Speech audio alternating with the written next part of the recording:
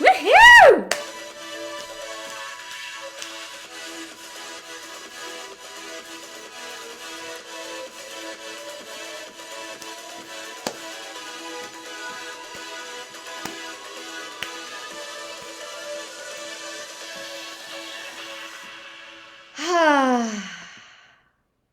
Hey everyone!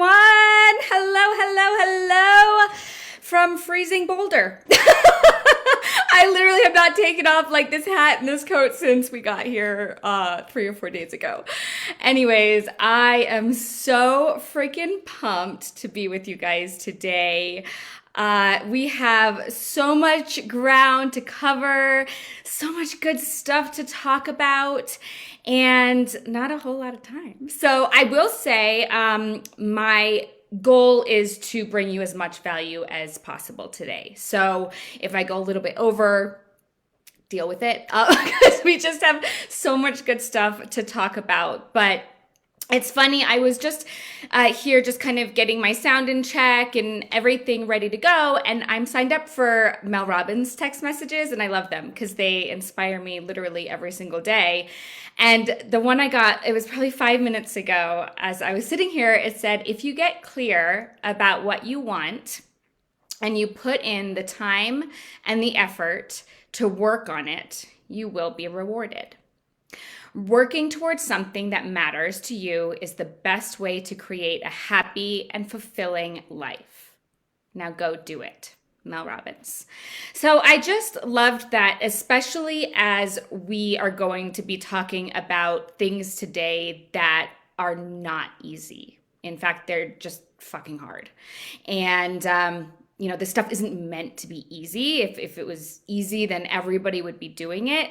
And so I thought that was so fitting for today, because as long as we can keep in our mind that we're working towards something that matters and something that is fulfilling our purpose, then ultimately we're creating the happy and fulfilling life, even if there are bumps and bruises along the way. So I love that. So today's agenda, so to speak, we will be diving into habits, and really specifically talking about habit cues and how we identify those, and then how we in turn change our responses to them. And there's a few surprises throughout today's session, so definitely stay tuned for them as we go through. And I'm just really going to dive right in. I can't see you guys right now because I am traveling, so I don't have all my screens. So I want you to engage in the chat. I'm going to be giving some journaling prompts throughout today. So if you are not driving, please do not endanger yourself. But if you happen to have a pen and paper, keep that handy, because that will be helpful just to jot some notes down for yourself through some of the journaling prompts. And let's just dive in. So for some of you who may know me already, I have a really specific story that I think is unique to me, because we all have stories that are unique to each and every one of us. And one of the things that I have embraced and absolutely love about my journey and my story is that it didn't start with a goal.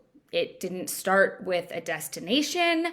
It didn't start with, I do, part of my journey is a sobriety journey. It didn't start with me wanting to get sober or a desire to get sober. It literally started with a feeling of emptiness, and a feeling and a desire for more. But I had no idea what it was. I genuinely just had this longing for something. And what I ended up doing, one of the first influencers that I was introduced to is Hal Elrod. And if you don't know who Hal is, he's mostly known for his morning routine. So it's called the Miracle Morning, and it is 6 steps basically to implement into your morning routine to change your life ultimately. And so I dove into that and I adopted a morning routine of my own, which really started moving things in the right direction for me. I knew simply by adopting that process that I was going in the right direction. Didn't really know where, but I knew it felt right. And so I kept leaning into it. And I got my hands on another book of his, which is not as widely known, but it is called The Miracle Equation. And I bring it up because at the time, I didn't have a definition of my why. You know, we all talk about your goal and, you know, okay, that's great. That's your goal. But what is your why? What is your main reason behind it? I still was lost. I didn't have my why. I didn't have my goal. I just was doing all these things, all these tiny little things, and it felt good. And so I had a journal as part of my morning routine that I had implemented. I had a morning journal. And in my morning journal, and I still do this today, I write 3 pieces of gratitude. So 3 things that I'm grateful for. I write 3 mission critical items. So 3 items for the day that it doesn't matter if everything else falls apart, like those 3 things have to happen. And it really helps to structure my day. And then I conclude my journal. And when I first started this journal and first read the Miracle Equation, I wrote down Hal's equation. And Hal's equation is unwavering faith plus extraordinary effort equals miracles. And I would just write that at the end of each journal entry. And it felt powerful. It felt meaningful. And over time, as I kept diving into the self-development work that I was doing, I started to understand what it was I was working towards. And I started understanding what my goals were. And so over time in my morning journaling, I wrote a modification of the equation, which said, I will have unwavering faith that I will become sober in order to be the best mother, wife, and version of myself that I can be. I will put forth extraordinary effort to do so because there simply is no other option. And I have goosebumps right now, literally on my legs, not just because I'm in Boulder, because it is so true. My equation is so true, and it is true today.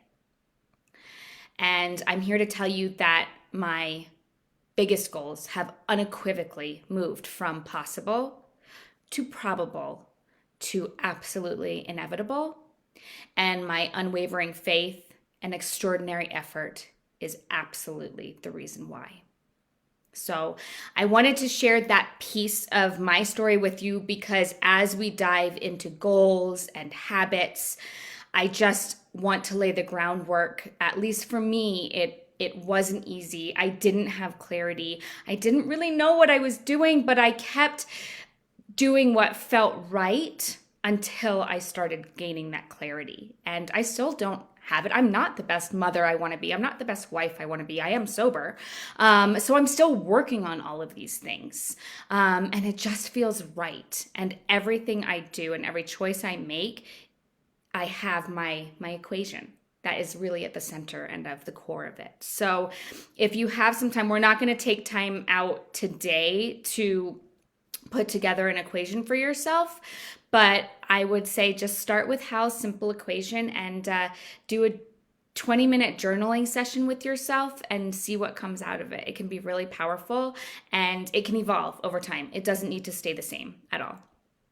So awesome. So before we get into the tiny habits that help us work towards our goals, I wanted to spend a little bit of real time sharing some statistics. I'm a stats girl. I have 20 years of background working in corporate America. And even with my coaching business today, I take a really strategic and action-oriented approach with my clients. So I find what I'm about to share with you incredibly helpful as we dive into 2022 with some of these new goals. So this is, I guess, good news and bad news. Nothing will change if you change nothing. And the good news is that we only need to change 1% at a time. So kind of goes back to that definition of insanity, expecting different results, but doing the same thing over and over again. If you are watching this, if you are listening, if you're catching this on the replay, you are here because you want to make a change and you're ready to make a change. And that is freaking awesome. So embrace it, dive right in, because this is the hard stuff. And we do it together, but this is the hard stuff. The people who want it easy are not watching this. So it's interesting. If you look at sports analogies or entrepreneurs, people starting businesses, winners and losers actually share the exact same goal. So the data, if you break it down for a new business owner, it suggests that approximately 20% of new businesses fail during the first 2 years. 45% fail during the first 5 years. And 65% fail during the first 10 years. A mere 25% of new businesses make it 15 years or more. So, when you think about it, it doesn't exactly make sense, because if every single one of these new business owners, aspiring entrepreneurs, they started off with the exact same goal, right? Every single person wanted to open and sustain a successful business. So I guess the answer is that the goal cannot be what separates the winners from the losers. The goal cannot be what separates the successful from the fallen. And the goal cannot be what separates the champions from the spectators. So there's got to be something else that differentiates the two. So our expert, and who I would like to give credit to right now today, is James Clear. He is widely known for his amazing book, Atomic Habits. I think he just launched a massive discount on it too over the holiday. It's probably still running. And so a lot of the work that I have studied and use in my practice is extremely influenced by his work. So massive credit and shout out to James Clear today. But he says a quote, and he really says it best when he says, achieving a goal only changes your life for the moment. We think we need to change our results, but the results are not the problem. What we really need to change are the systems that cause those results. So if I want a 6-pack by summer, which I do because my husband and I are finally having our public wedding ceremony. We were married privately in 2019 and have not had a wedding yet, thanks COVID. And so finally we're getting married July 3rd of next year. It's going to be such a wonderful celebration. And yes, I want a 6-pack or at least a really flat stomach. So no, but all joking aside, the idea is that if I drink a healthy protein shake this morning, it doesn't feel like it's accomplished anything, right? Like I can't drink a protein shake this morning and be like, where are my abs? I mean, it just doesn't work like that. And when we are working towards some of these bigger goals that take longer to accomplish, you know, a lot of times the rate of change is actually like quite disheartening. And obviously, you know, health goals is sometimes a nice, easy, relatable example, but this applies to really so many areas of our life. Sobriety is a huge example here. Career goals, if you're looking to climb your corporate ladder or promote yourself within your organization, sometimes that can take a lot longer. If you have monetary goals, you know, finance goals, saving, right? One of the reasons we're here in Boulder is to see, is this a place that we could potentially relocate to from Dallas, one of the least expensive places in the country to live? That is going to take some planning. That's not just going to happen overnight. So the point is, teensy tiny habits. So the one protein shake a day is what matters. And that is what makes the big difference. And it might not feel that way. And it's super easy to underestimate what is small and what these incremental habits can do. But this is where it all boils down to that 1%. And focusing on 1% positive change a day. And if you do the math, and I'm not going to break down this equation for you today, you can message me on the side and I'd be happy to send it to you. I promise you the math works. But if you focus on 1% of positive change a day, you will achieve 37% growth by the end of a full year. And that's just a fact. So the good news is that today you are showing up, yes, to ultimately change your life, but we're only going to do it 1% at a time. So it's super achievable. So on the flip side, this just blocked me out. Hang on one sec. I'm not a multitasker. Actually, nobody is. Nobody is a multitasker, but that's a conversation for another day. So the 1% rule can actually work against you too. So just be careful there.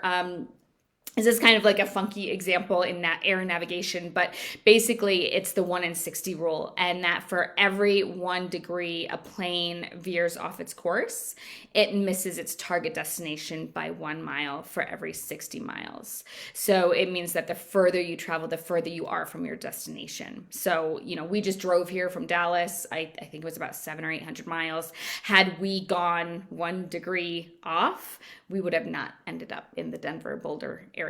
I don't know where we would have ended up, but it would have been completely off course. So that's the point, right? The 1% will work in our favor if we're focused to it. But if we're not focused on the 1% moving forward, there's a good chance that we're going to start moving 1% in a direction that we don't want to go. So it needs to be intentional.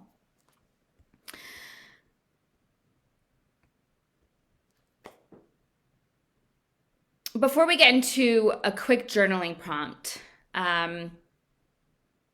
I just want to ask a question, and it goes into the journaling prompts, but it is asking yourself, is what you are doing in this moment getting you closer to your goal? And that is a quote for me that has served me so well in some of the habits that I have been able to break, and some of the habits that I am trying to implement as well in my life, is simply in a moment to ask myself, is what I am doing in this very moment getting me closer to my goals? And if the answer is no, I need to stop, redirect, and change my response or my behavior. And if the answer is yes, then I need to lean into it. So, a quick journaling prompt for you, and I'll just play some music. We'll probably just do this for 2 minutes. So just go ahead and think to yourself,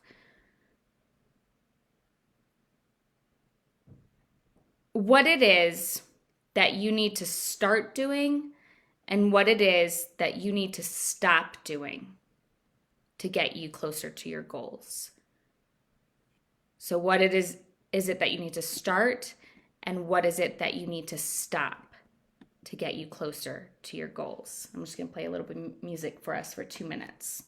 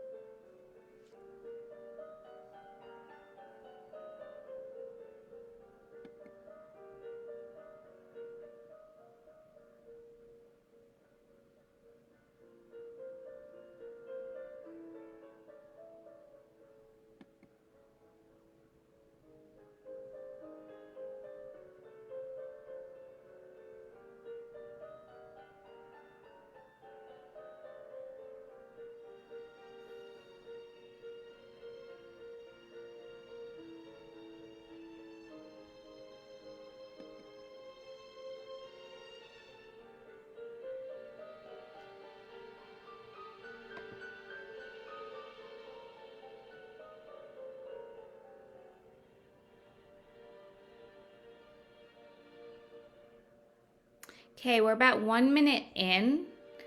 I'm going to add a third question, which is, what do you need to stop doing to make way for the things you need to start doing? And what bullshit excuse are you allowing to stand in your way right now?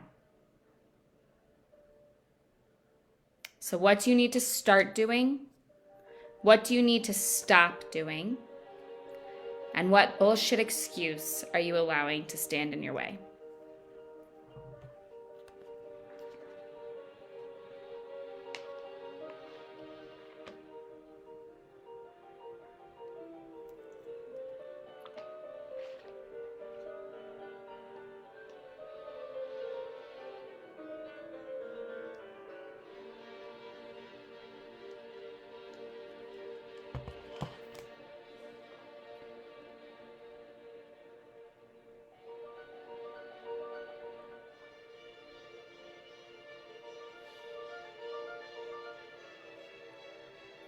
Okay, 30 more seconds.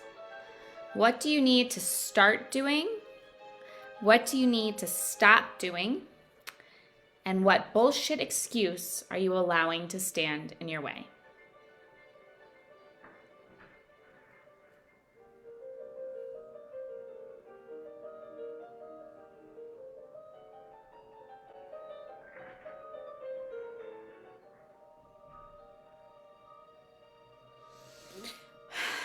Okay, definitely feel free to come back to that later and see what you came up with as we start diving into really the bulk of today's lesson, which is habits. So the good news too, I will kind of give one of the first surprises. There's a couple of surprises today, but I will say this stuff is so robust, and I was preparing the content for it, and habits, basically there's a cycle of a habit. So the cycle is essentially cues, craving, response, and reward.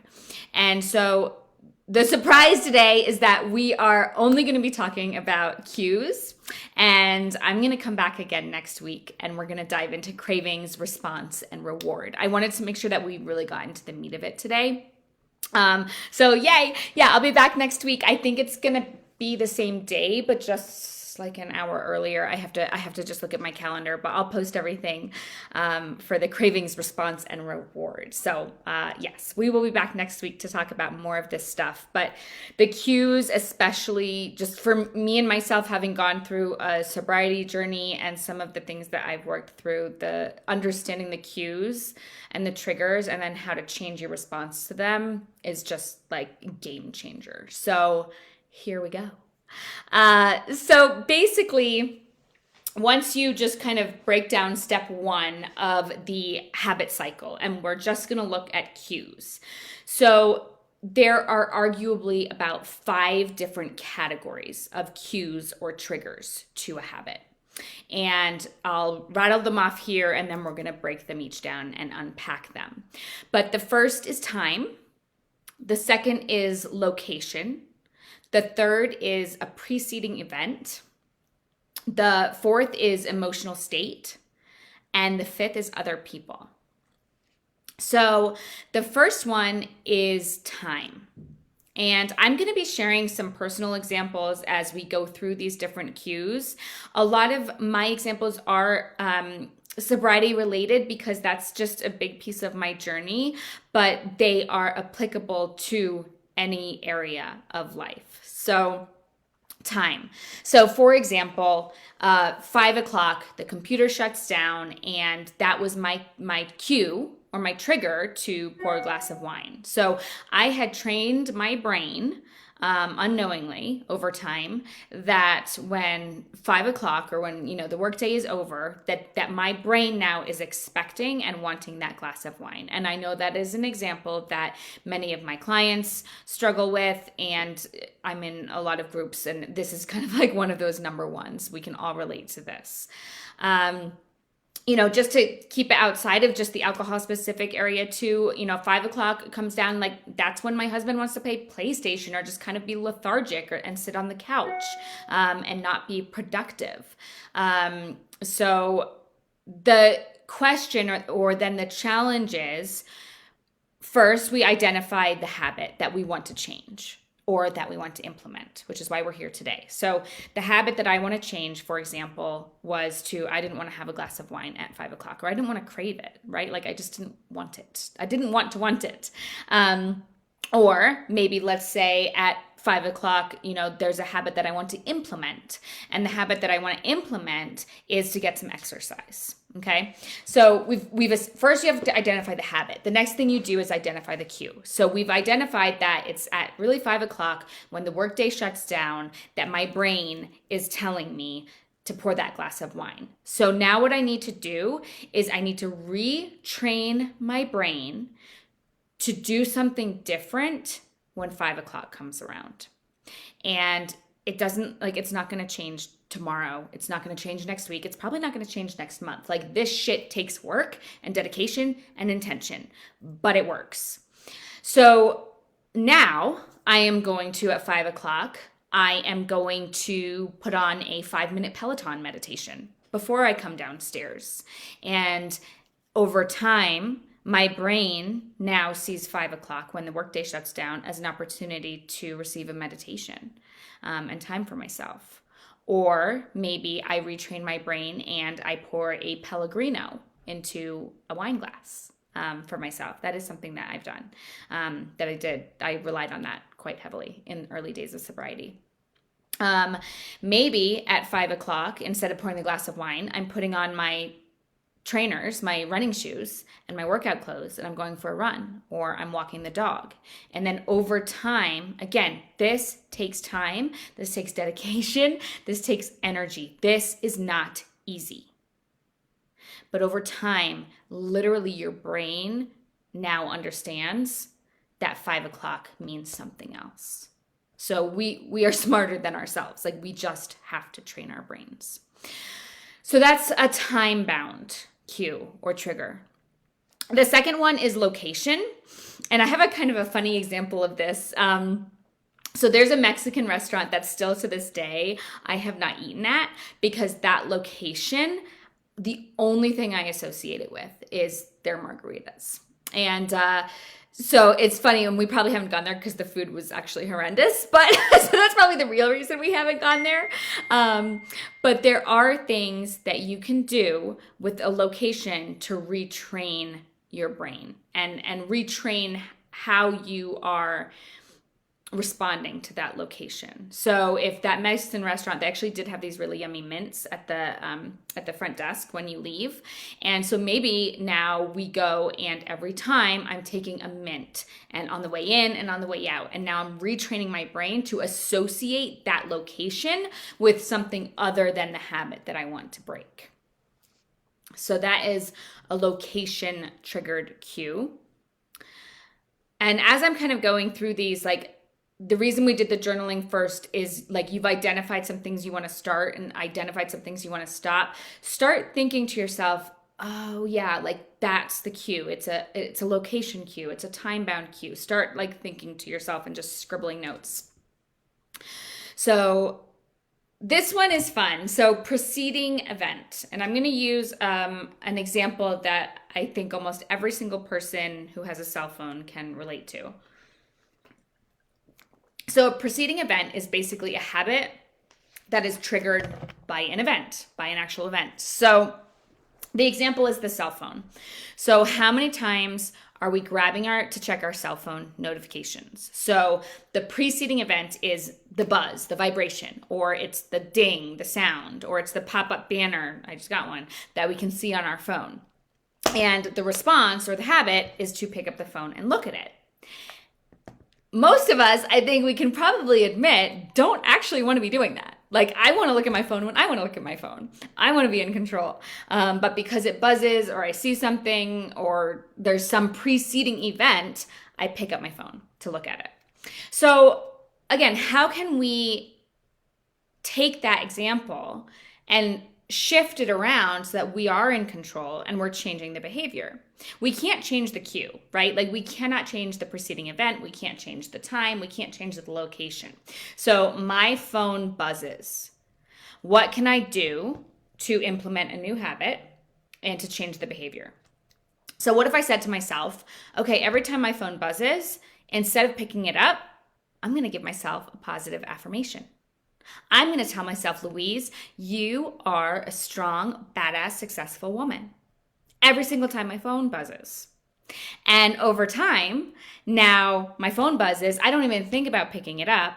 I actually think about talking positively to myself and like imagine how many positive things we can say to ourselves with a phone notification. So that's just like a fun example of how we can literally take control of these cues and shift our brains and use them in a way to benefit ourselves.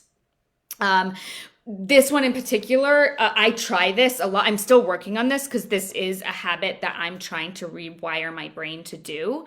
And it is so amazing. Like your physical body will resist, your mind will resist. Like, again, this is not easy. It's not meant to be easy. So just acknowledge it. Acknowledge like the challenge of it, and you'll move past it. So the next one is emotional state. So this one is really, really kind of hits close to home for me. I was a very emotional drinker. And towards the end of my alcohol use, I really was only drinking because of emotional cues. And for me, those were boredom, sadness, anger, and frustration mostly. And or really feelings I didn't want to feel, basically, right? And so these emotional states, these triggers can trigger us to do things that we want to stop, we want to get rid of. I think a lot of people associate or can identify with this when it relates to food choices, with these negative emotions triggering or cueing them to kind of go to the pantry or open the fridge and make a food choice that they would like not to be making.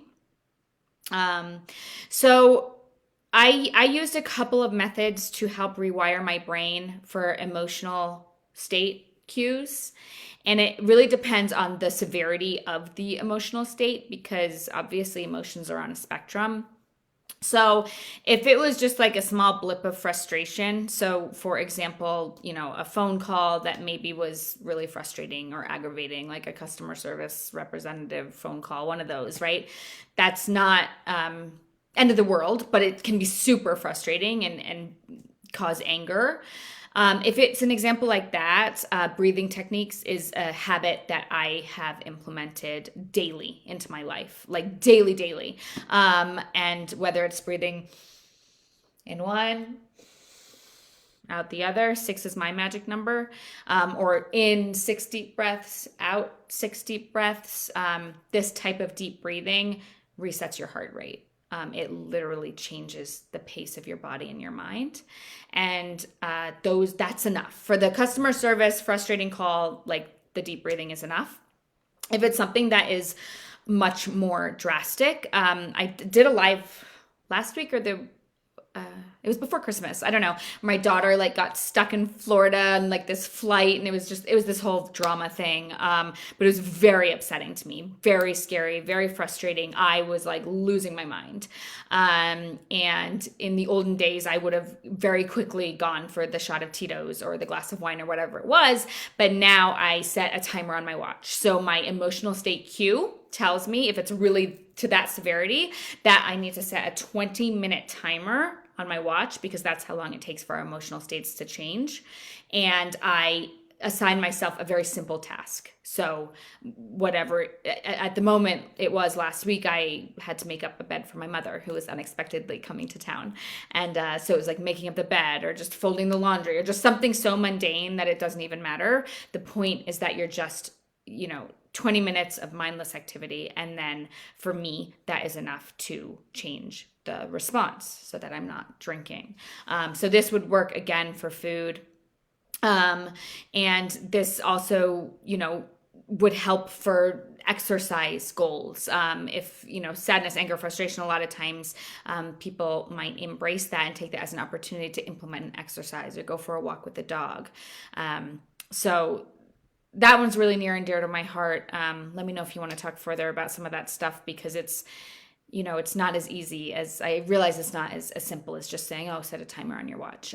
There's obviously a lot more to it. So I want to acknowledge that for you in the emotional state cues, but happy to chat further on those. And then the final one is other people. Believe it or not. And this one, for so many people and a lot of my clients, is just a really tough pill to swallow, to be honest. Jim Rohn, also big in the self-development space, has stated, and very famously has stated, that we are the sum of the 5 people we spend the most time with. So, are there people in your life that you tend to kind of just be lazy on the couch, not really do much, not much motivation? Are there people in your life that you guys are always like eating crap food and not taking care of your bodies? Are there people in your life that all you do is drink with, all you do is party with? Are there people in your life that you have really inspirational and motivational conversations and you talk about your careers and your goals and where you're headed? These people are cues and triggers to behaviors. And, the really scary truth is that, you won't lose all your friends. That's the good news. But the truth is that most likely you'll lose people in your life that are in your life for the wrong reasons. Like if people are only in your life to drink alcohol, most likely they're probably going to transition in some way out of your life. If your entire social life revolves around alcohol or just being lazy on the couch or eating really bad food, and that's something that you want to change, yeah, you're probably going to change those people that you surround yourself by, if you want to make those changes yourself. So the good news is, though, and I can speak firsthand to this, is that the reality is that when we give up some of these habits, whatever they may be, that our perspective shifts as well. So in the beginning, it might feel like it's a big sacrifice to not hang out with the mommy wine culture people that you really don't know and all you do is drink wine with. But it just feels like, oh my gosh, that's such a big sacrifice. And the reality is that once you start changing your habits and your behaviors, your perspective 100% will shift. And this is just simply because you are literally growing into the newer version of yourself. And you'll be discovering other people, other resources, other influencers, and other activities that are more aligned with you and your goals. And I can tell you 10,000% that this is so true. When I dove headfirst in self-development, a lot of my social world shifted. But the amazing news is that now the people that I talk to and surround myself with are like-minded. They want the same things. We talk about, there are people that I've known in my life for less than a year that I am closer with than people I've known for a decade. And it's really powerful. So shout out to those of you who who I'm talking about. So I know it's a sad, kind of hard truth to learn, and it's part of, again, like, this stuff is not meant to be easy. And that's just me being real, and not sugarcoating anything. So we're gonna do one more journaling prompt. And then I have a super big surprise for you. So the journaling prompt is to take a current habit that you are trying to implement or that you are trying to break and identify the cue or cues. Obviously, there's more than one, but identify the main cue for the sake of today's exercise and try to brainstorm. Like, think of this as just like a blank canvas, just like throwing ideas on it. How can you change your response to that cue to achieve your desired outcome? So think of just one current habit that you're trying to implement or break and identify the number one cue, recognizing there might be more than one. and then just brainstorm a million ideas of how can you then change your response so that you are now getting closer to your desired outcome. I'll go ahead and play the music for just 2 minutes.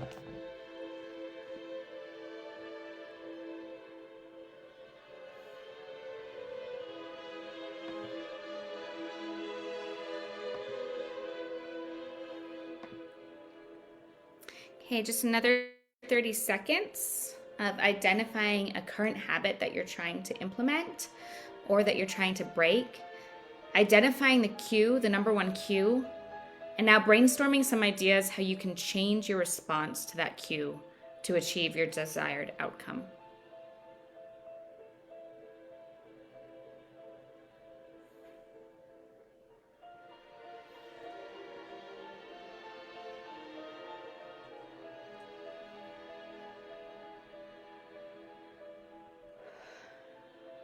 Okay.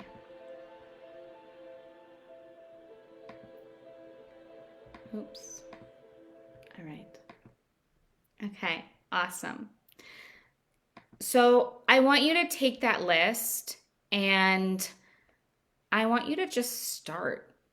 Like, I know December 22nd, 29th is 40, we're kind of 48 hours-ish out of that big January 1st deadline. But just start now. Start small. Just choose something teensy tiny and try it on for size. And if you don't like it, then hang it back up. But my challenge to you today is to take what you've identified and take one of those ideas that you threw out there and just try it on for size and see how it feels. There's no right or wrong answer. If you don't like it, just try something else. But I don't think we need to wait. I don't think we need to wait until January 1st because this is an ongoing process and it is a journey. And what I love is just enjoying it and really not worrying about what comes at the end. So I hope that was helpful. I hope that you've taken some value out of today and maybe learned something new about habits and what they mean. As I mentioned, surprise number one is that next week we are going to be doing this again and talking about craving, response, and reward, which is the rest of the cycle, of the habit cycle. And that's going to really help us to keep doing the work that we started today. And then the second surprise, which some you may already know what is going on, but I have launched the Only Way Is Up Academy for next year, and the response is like freaking amazing, you guys. I am so excited. It is my goal to have a group of an intimate group of people for this weekly training. It's going to be a weekly training, a really intimate private community. It'll have lifetime access to recordings and materials and just like the list goes on. We'll be doing an exclusive book club, monthly tiny habit challenge, new topics every month, and it's a 6-month, it runs on a semester, is the academy. So please, please, if you liked what you listened to today, this is a really good example of the stuff that we'll be doing in that group. It'll just be a lot more interactive in that group. And it'll also include some one-on-one strategy calls with me and a welcome gift from me as well. So the good news is that you have until midnight tonight. And I'm going to, as soon as I log off here, I'm going to add the discount to make it 50% off for the semester. So because you showed up today and because you're here with me today, I just want to show gratitude to you. And it is filling up. I'm probably going to have to close it probably even before the 1st, and then I'll be reopening it. I don't know when. It depends when we have availability, but it'll probably be at the full price amount. So I just wanted to make sure that you guys had that offering today. You can check it. You can reach out to me with any questions on it, of course, or it's super easy. LouiseBarnett.com is just the website to the academy. That will have some more information to you too. But ding me if you have any questions. I'll take care of those for you. I am so grateful that you were here today and that you showed up today for yourself, because not everybody's doing that. So be proud of yourself for that.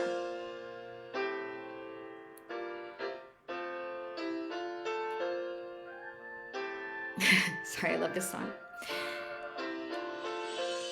There are 525,600 minutes in a year.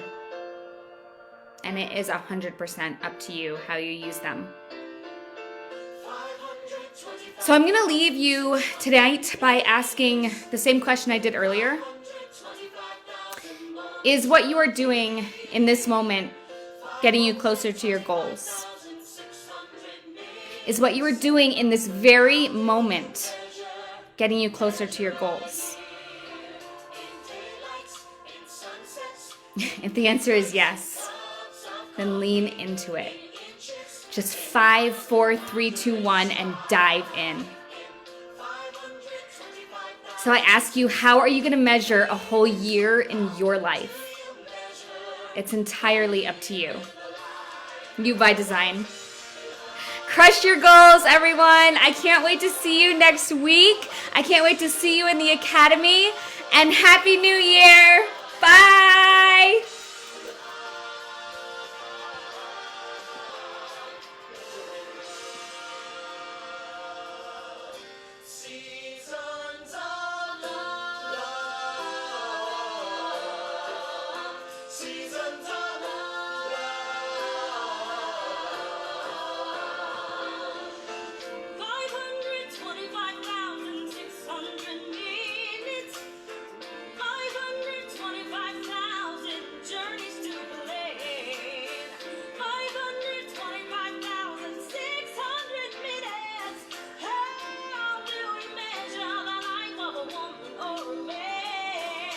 True.